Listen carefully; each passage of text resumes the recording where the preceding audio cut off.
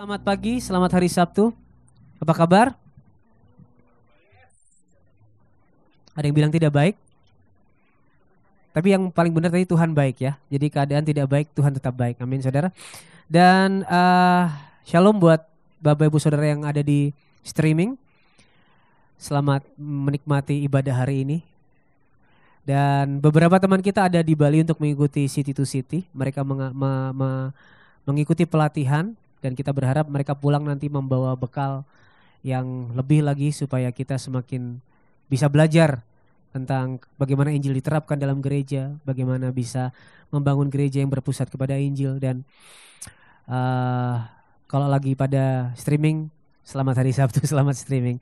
Hari ini mereka libur kayaknya, nggak ada kelas, jadi bisa ikut streaming pagi hari ini. Oke, kita ada di khotbah berseri Encounters Before Ascension atau pertemuan-pertemuan sebelum kenaikan.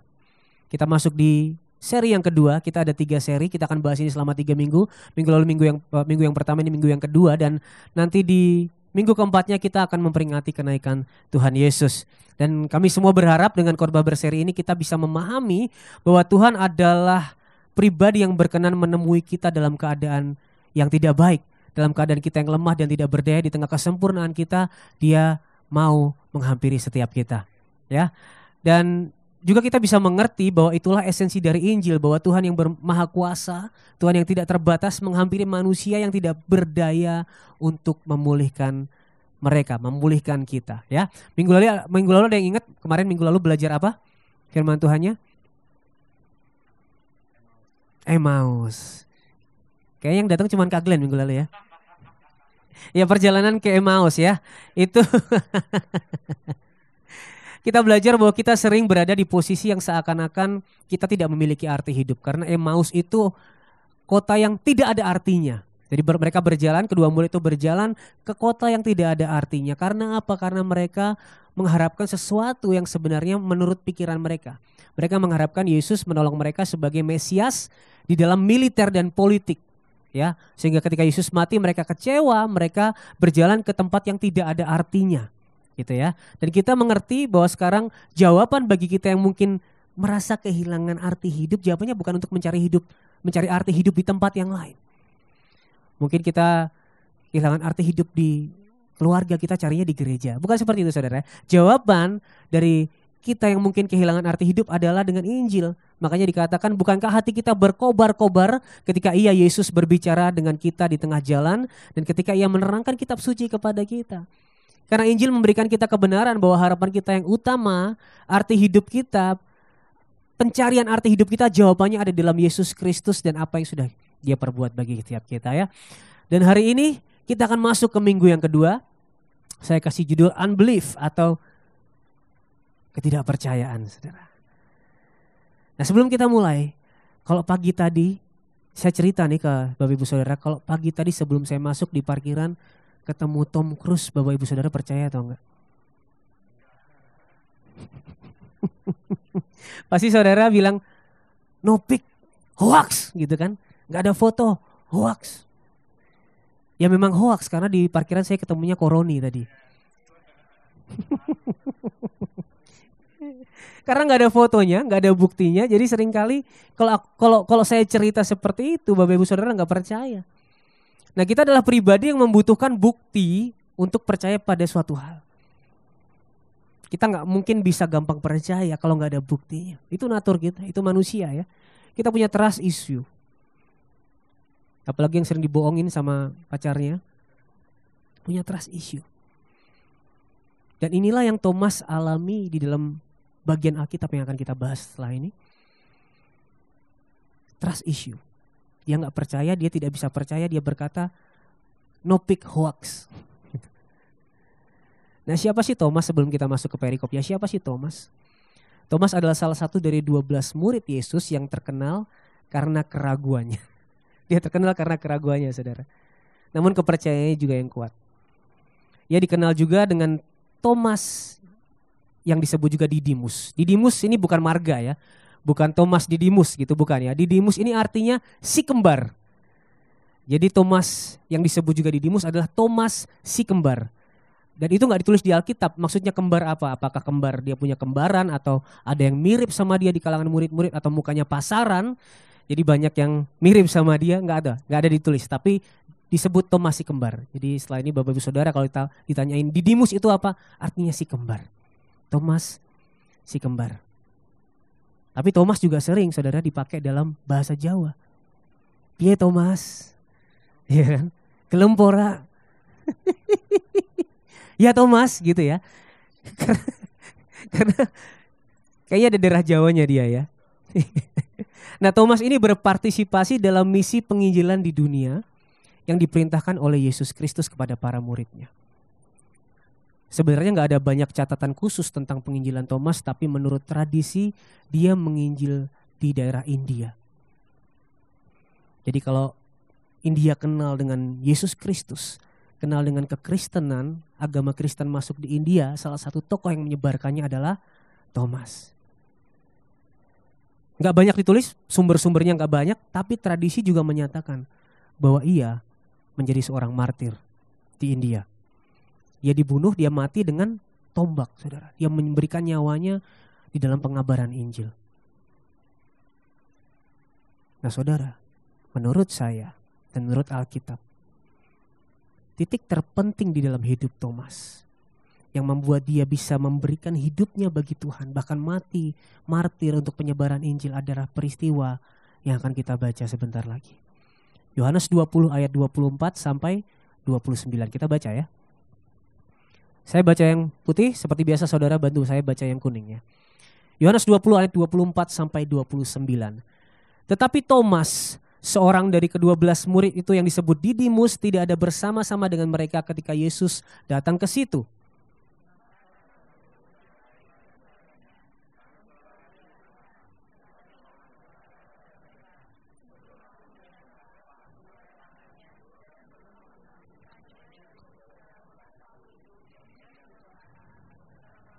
Sekali-kali aku tidak akan percaya. 8 hari kemudian murid-murid Yesus berada kembali dalam rumah itu dan Thomas bersama-sama dengan mereka. Sementara pintu-pintu terkunci, Yesus datang dan ia berdiri di tengah-tengah mereka dan berkata, "Damai sejahtera bagi kamu." Berkata kepada Thomas, "Taruhlah jarimu di sini dan lihatlah tanganku. Ulurkanlah tanganmu dan cucukkanlah ke dalam lambungku. Dan jangan engkau tidak percaya lagi, melainkan percayalah." Thomas menjawab dia, "Ya Tuhanku, ya Allahku." Kata Yesus kepadanya, "Karena engkau telah melihat aku, maka engkau percaya. Berbahagialah mereka yang tidak melihat, namun percaya." Jadi ceritanya ini, Yesus menemui murid-muridnya, kalau kita baca di ayat-ayat sebelumnya, tapi Thomas nggak ada di situ. Jadi murid-muridnya yang ditemui Yesus ini cerita ke Thomas, "Thomas, kami ketemu sama Yesus, dia bangkit." Tapi Thomas gak percaya, maka dia bilang, "Kalau aku belum mencucukkan jariku ke tangan yang berlubang itu dan kepada lambung yang ditusuk itu, aku gak mau percaya." Kayak kita tadi ya, kalau saya cerita ketemu Tom Cruise, mana fotonya? Kalau enggak kami gak mau percaya. Sama seperti Thomas, kalau aku gak bisa cucukkan tanganku ke dalam lambung dan jarinya, aku gak percaya. Hoax semuanya. Kita baca lagi ayat 25 tadi. Maka kata murid-murid lain kepadanya, "Kami sudah melihat Tuhan." Tetapi Thomas berkata kepada mereka, "Sebelum aku melihat bekas paku pada tangannya." Aku belum lihat nih. "Sebelum aku mencucukkan jariku ke dalam bekas paku itu. Sebelum aku mencucukkan tanganku ke dalam lambungnya, sekali-kali aku tidak akan percaya." Dia punya syarat, kalau Tuhan datang kepadaku dan aku bisa melakukan ini, maka aku bisa percaya. Dan itu sama seperti kita, saudara. Seringkali kita berkata, "Kalau Tuhan sembuhkan aku, maka aku mau percaya. Kalau Tuhan pulihkan keuanganku, maka aku percaya. Sebelum Tuhan tolong aku gak mau percaya." Tanpa sadar kita memberikan syarat pada kepercayaan kita kepada Tuhan. Kepercayaan kita berdasar apa yang kita harapkan untuk Tuhan lakukan bagi kita. Seringkali di khotbah-khotbah orang berkata, "Jangan kayak Thomas."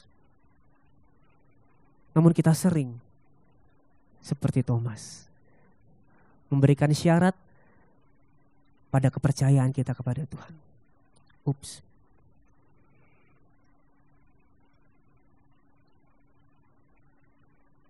Saya akan memberikan suatu kalimat buat saudara. Kepercayaan kita kepada Tuhan harusnya tidak berdasar apa yang kita harapkan untuk Tuhan lakukan bagi kita. Tetapi berdasarkan siapa Tuhan bagi kita. Saya ulangi ya. Kepercayaan kita kepada Tuhan harusnya tidak berdasarkan apa yang kita harapkan untuk Tuhan lakukan bagi kita. Tetapi berdasarkan siapa Tuhan bagi kita. Bukankah ini yang saya omong tadi? Kalau aku gak disembuhkan, aku gak mau percaya. Kalau aku gak dipulihkan keuangannya, aku gak mau percaya. Kalau aku gak dapet dia sebagai jodohku, aku gak mau percaya. Itu paling parah saudara. Dan kenapa ini penting? Karena percaya ini bukan hanya berbicara tentang oke, aku percaya. Kalau itu gampang, di mulut aja bisa saudara. Aku percaya. Tetapi ini bagaimana kita meletakkan hidup kita, menyandarkan hidup kita, mempercayakan hidup kita kepada Tuhan. Beda. Kalau percaya saja, gampang. Saudara percaya saya ketemu Tom Cruise juga gampang. Tapi mempercayakan hidup itu suatu yang sulit, suatu yang berbeda saudara. Dan kita mempercayakan hidup kita kepada Tuhan harusnya tidak berdasar sekali lagi apa yang kita harapkan Tuhan lakukan. Tapi berdasarkan siapa Tuhan bagi kita. Nah sedikit teori buat Bapak Ibu Saudara.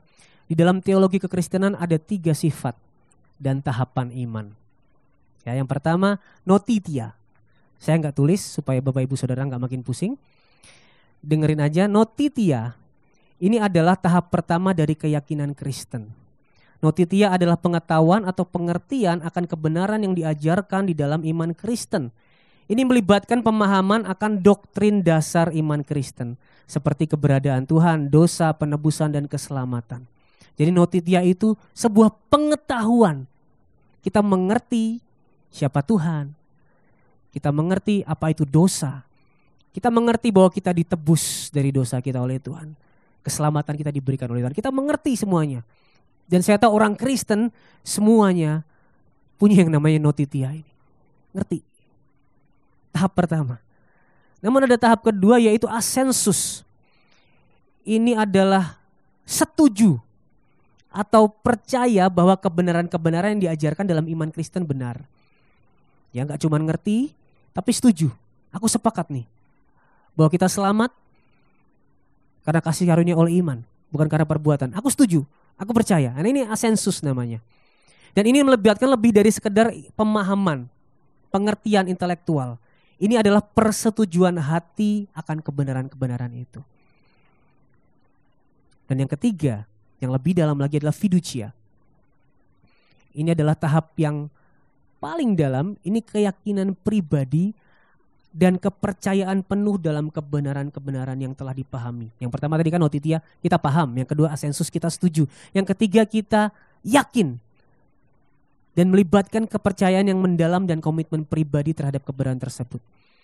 Ini adalah tahap di mana kita mempercayakan diri, mempercayakan hidup, meletakkan hidup pada Tuhan dan janji-janjinya. Notitia pengetahuan akan kebenaran, asensus persetujuan, fiducia adalah kepercayaan yang mendalam dan tercermin di dalam kehidupan sehari-hari. Jadi sekali lagi iman Kristen bukan hanya tahu dan menerima kebenaran, bukan hanya setuju, tapi bagaimana kehidupan iman itu tercermin dalam sehari-hari kita. Bagaimana kita mempercayakan hidup kita kepada Tuhan. Nah jika kepercayaan kita kepada Tuhan berdasar apa yang kita harapkan untuk Dia lakukan bagi kita, ini akan jadi kepercayaan yang rapuh, saudara. Kepercayaan akan berubah-ubah sesuai dengan situasi yang kita alami. Dan inilah yang sering menjadi kondisi kita, entah mau kita akui atau tidak. Ini yang sering kali jadi kondisi kita. Ada satu pertanyaan yang akan bisa kita renungkan bersama-sama.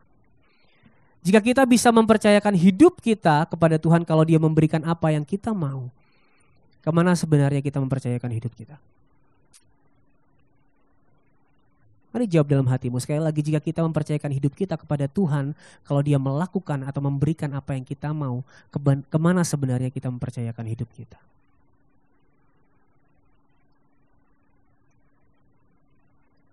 Contoh, ketika kita berharap untuk mendapatkan suatu mujizat keuangan misalnya. Lalu ternyata Tuhan izinkan masalah keuangan itu terjadi untuk membuat kita dewasa di dalam Dia. Untuk membuat kita, membentuk kita menjadi semakin serupa dengan Kristus, dan kau harus lewati. Dan Tuhan tidak tolong secara mujizat keuangan misalnya gitu ya. Saya percaya Tuhan bisa tolong kok. Tapi ketika Tuhan tidak tolong dengan cara yang kita pikirkan, kita gak bisa percayakan hidup kita kepada Tuhan.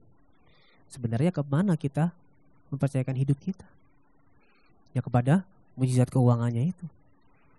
Kepada uang yang kita harapkan Tuhan berikan kepada kita itu. Kalau kita berharap akan mendapatkan pasangan hidup yang kita damba-dambakan, yang sesuai dengan keinginan kriteria kita, tapi Tuhan ternyata sediakan yang lain, kita gak bisa dapatkan Dia. Lalu kita gak bisa mempercayakan hidup kita kepada Tuhan. Ya sebenarnya kita sedang mempercayakan hidup kita kepada kriteria jodoh idaman kita, bukan kepada Tuhan. Dan ini harus diakui adalah kondisi-kondisi yang kita alami dalam hidup kita. Dan sekali lagi, kalau kita berkata jangan seperti Thomas, kita pun dalam hidup kita, dalam beberapa momen, dalam beberapa poin, dalam beberapa titik, kita seperti Thomas yang meragukan Tuhan, yang tidak bisa mempercayakan hidup kita kepada Tuhan. Ayat 26 dan 27. 8 hari kemudian murid-murid Yesus berada kembali dalam rumah itu, dan Thomas bersama-sama dengan mereka. Sementara pintu-pintu terkunci, Yesus datang dan Ia berdiri di tengah-tengah mereka dan berkata, "Damai sejahtera bagi kamu." Kemudian Ia berkata kepada Thomas, "Taruhlah jarimu di sini dan lihatlah tanganku. Ulurkanlah tanganmu dan cucukkanlah ke dalam lambungku, dan jangan engkau tidak percaya lagi, melainkan percayalah." Tapi ini kabar baiknya, saudara. Kita gak perlu menyembunyikan dan merasa kebal dari kerapuhan kepercayaan kita ini. Karena di tengah kerapuhan rasa percaya kita, iman kita, disitulah Yesus mendatangi kita. Yesus menampakkan dirinya kepada Thomas. Bukan untuk gamparin dia, percaya, percaya. Bukan untuk marahin dia. Bukan untuk menghukum dia. Yesus menampakkan dirinya kepada Thomas. Ia menunjukkan padanya tangan yang berlubang paku. Cucukkanlah aja. Ia memberikan lambungnya yang ditusuk oleh tombak itu dan berkata, "Taruh tanganmu di sini." Yesus menampakkan dirinya kepada Thomas di dalam kerapuhan imannya. Di dalam kerapuhan rasa tidak percaya, di dalam unbelief-nya. Yesus datang dan menunjukkan bahwa Ia benar-benar bangkit. Kenapa saudara harus? Perhatikan. Ini pernah saya bahas ya. Pernah ada seorang yang tanya, kenapa murid-murid Yesus itu ikut Yesus, lihat mujizat tapi gak bisa percaya kalau Yesus itu Mesias.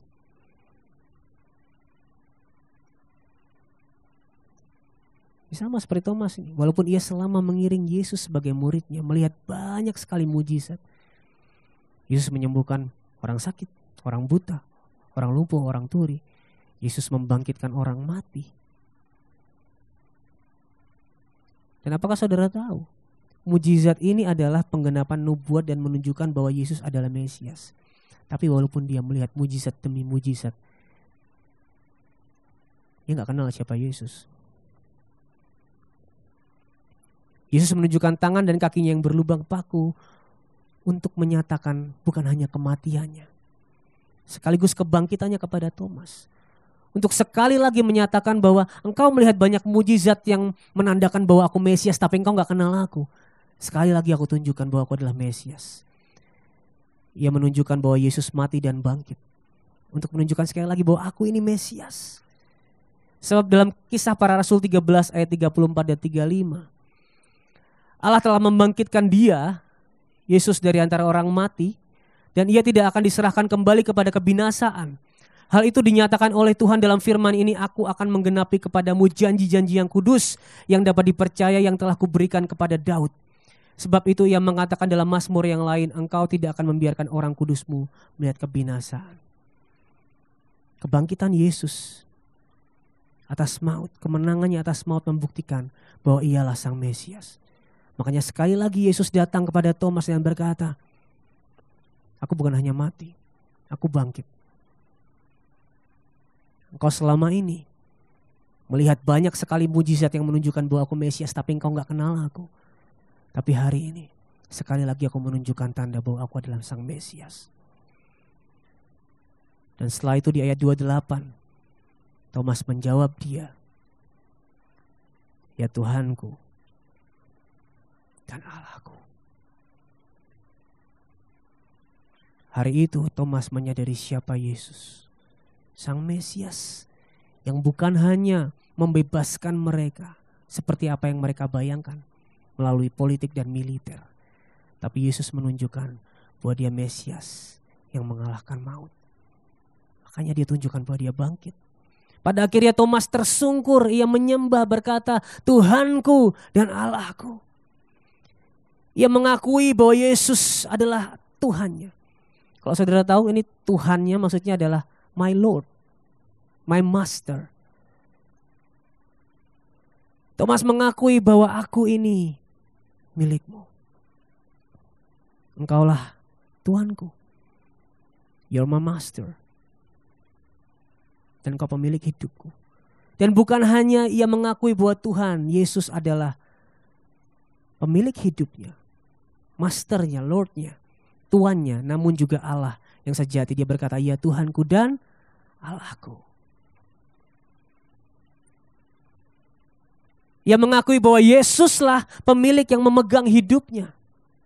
Dan mengetahui siapa Yesus bagi dia, inilah yang membuat dia bisa percaya bahkan memberikan hidupnya bagi Tuhan. Makanya di awal saya tadi bilang, mempercayakan hidup kita bukan berdasarkan apa yang kita ingin Tuhan lakukan dan berikan bagi kita. Tapi berdasarkan siapa Tuhan, siapa Yesus bagi kita. Jika dia melihat Yesus sebagai guru yang harus dia ikuti, atau hanya sebagai penolong dalam militer dan politik yang akan membebaskan mereka dari Romawi, ia tidak akan bisa memberikan nyawanya untuk memberitakan Injil. Namun ketika ia melihat Yesus sebagai Allah yang sejati, yang bangkit dan mengalahkan maut, ia benar-benar hari itu bisa mempercayakan hidupnya kepada Tuhan. Bahkan Thomas memberitakan Injil dengan nyawanya karena ia tahu bahkan kematian pun tidak bisa mengubah kebenaran bahwa Yesus Kristus yang sudah mengalahkan maut itulah yang memegang seluruh hidup dan matinya. Ia martir, dia mati memberitakan Injil. Karena dia tahu hidup dan matiku ada di tangan Yesus, Allahku yang sudah mengalahkan maut. Di dalam hidup ataupun mati, Yesus yang sudah menang atas dosa dan maut adalah pemilik hidup Thomas dan juga pemilik hidup kita.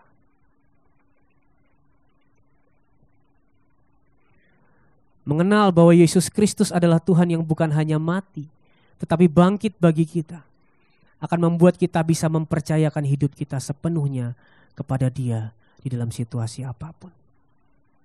Sekali lagi ya, mengenal Yesus Kristus adalah Tuhan yang bukan hanya mati, tetapi bangkit bagi kita, akan membuat kita bisa mempercayakan hidup kita sepenuhnya kepada Dia di dalam situasi apapun. Karena kita tahu di dalam situasi apapun, kita adalah milik Yesus Kristus yang sudah menang atas dosa dan maut.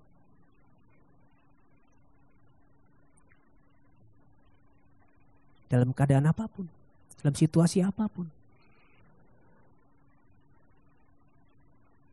Sekalipun Tuhan tidak memberikan atau melakukan sesuatu yang kita pikirkan dengan cara-cara manusia. Sekalipun situasi mungkin gak berubah saat itu juga. Namun kita tahu hidup kita di tangan Dia. Di tangan Dia yang sudah menang atas dosa dan maut. Dan itulah yang membuat kita lebih dari pemenang. Lebih dari pemenang bukanlah ketika kita merasakan situasinya baik semuanya. Wah, I'm more than a conqueror. Lebih dari pemenang adalah ketika kita menghadapi situasi apapun, kita berjalan dari kemenangan yang sudah Dia berikan. Kemenangan atas dosa dan maut yang Dia sudah berikan bagi kita. Makanya perlu kita kenal siapa Yesus bagi kita. Karena itulah kunci untuk kita bisa mempercayakan hidup kita di dalam situasi apapun. Ayat 29. Yesus berkata, berbahagialah yang percaya namun tidak melihat. Kata Yesus kepadanya, karena engkau telah melihat aku maka engkau percaya. Berbahagialah mereka yang tidak melihat namun percaya. Di dalam bahasa Yunaninya, pisteusantes. Ini, biar saudara gak bingung ya. Percaya dalam bahasa Yunani ini adalah pisteusantes. Ini adalah timeless statement atau gnomik aoris ya. Yang artinya bahwa aplikasi ini bukan hanya bagi Thomas. Ini timeless statement. Namun bagi kita semua yang membacanya di masa sekarang. Ketika kita baca ini sekarang nih, detik ini. Yesus sedang berkata kepada kita.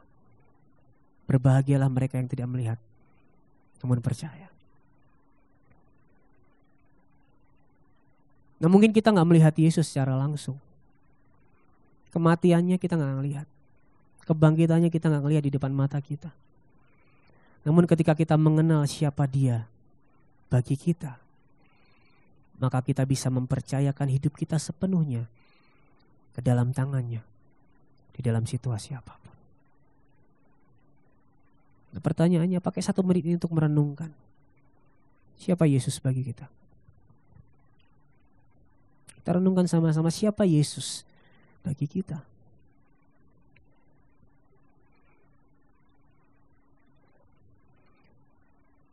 Apakah Yesus pribadi yang berusaha engkau manipulasi?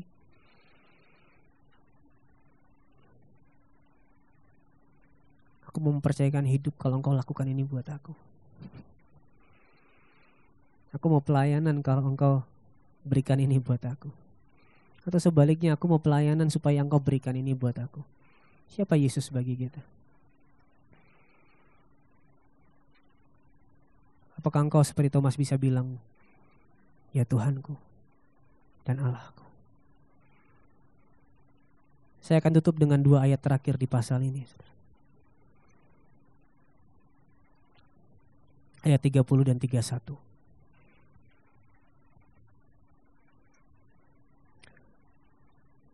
Ini lucu, ini seperti sebuah penutup dari Injil Yohanes. Judulnya makanya kenapa Injil ini ditulis. Tapi ternyata masih ada pasal berikutnya. Ternyata ini bukan penutup. Tapi kenapa ini penting? Saya percaya ini semua penting bagi kita. Dan ada hubungannya dengan kisah Thomas di atas. Kita baca dulu ya. Memang masih banyak tanda lain yang dibuat Yesus di depan mata murid-muridnya yang tidak tercatat dalam kitab ini. Tetapi semua yang tercantum di sini telah dicatat supaya apa saudara? Supaya kamu percaya. Bukan percaya bahwa saya akan menerima mujizat yang sama, tanda-tanda yang sama, hal-hal yang sama yang Yesus lakukan di sini. Saya percaya Yesus bisa lakukan mujizat bagi kita. Namun semua mujizatnya ditulis dalam Injil Yohanes, di dalam setiap kitab Injil. Supaya apa? Sekali lagi saya baca, supaya kamu percaya bahwa apa? Yesuslah Mesias, anak Allah. Dan supaya kamu oleh imanmu memperoleh hidup di dalam namanya ini, saudara. Supaya kamu tahu dia Mesias, dia anak Allah. Supaya kamu memperoleh hidup di dalam namanya. Ini pernyataan yang penting, yang sangat penting. Sepertinya penutup, tapi ternyata bukan penutup. Tapi penting karena ketika kita baca dari atas, kita jadi tahu bahwa Thomas yang selama hidupnya melihat mujizat demi mujizat, tapi dia nggak ngerti Yesus Mesias dan Anak Allah. Dan ini menegur kita semua. Bahwa segala yang dia lakukan, supaya kita percaya bahwa dialah Mesias, Anak Allah. Supaya apa? Supaya kita beroleh hidup di dalam namanya. Karena itulah siapa dia bagi kita. Dan itulah yang dia lakukan bagi kita. Pernyataan ini memberikan kesimpulan bagi khotbah kita hari ini. Bahwa kita seharusnya mengenal Yesus sebagai Sang Mesias. Sebagai Anak Allah. Dan kita tahu bahwa barang siapa percaya di dalam namanya akan beroleh hidup, saudara.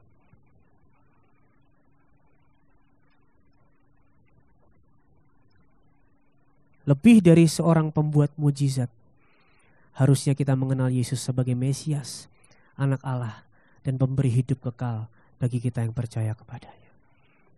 Siapa Yesus bagi kita? Dan selama ini kau kenal Yesus sebagai apa? Tapi saya percaya lebih dari seorang pembuat mujizat, harusnya kita mengenal Yesus sebagai Sang Mesias, Anak Allah, dan pemberi hidup kekal bagi kita yang percaya kepadanya.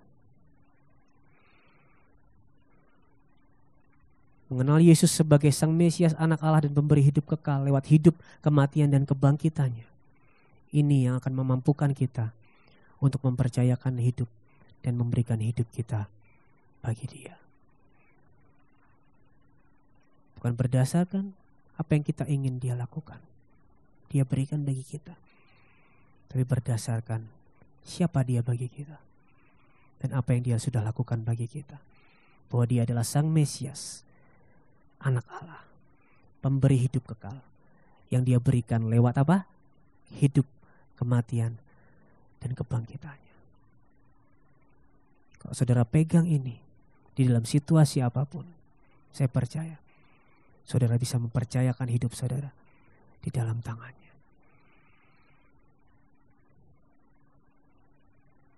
Jika selama ini kita mempercayakan hidup kita berdasarkan apa yang kita harapkan untuk Tuhan lakukan bagi kita,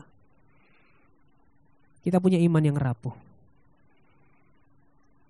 Namun kabar baiknya, kita gak perlu bersembunyi dan berpura-pura lagi. Hari ini pakai momen ini untuk mengakuinya. Karena Ia adalah Tuhan yang hadir, bahkan di tengah kerapuhan iman kita. Ia menghampiri Thomas di tengah keraguannya. Ia mendatangi Thomas di tengah ketidakpercayaannya. Dan seperti itulah hari ini, Dia rindu untuk menghampiri kita semua. Mari kita bangkit berdiri.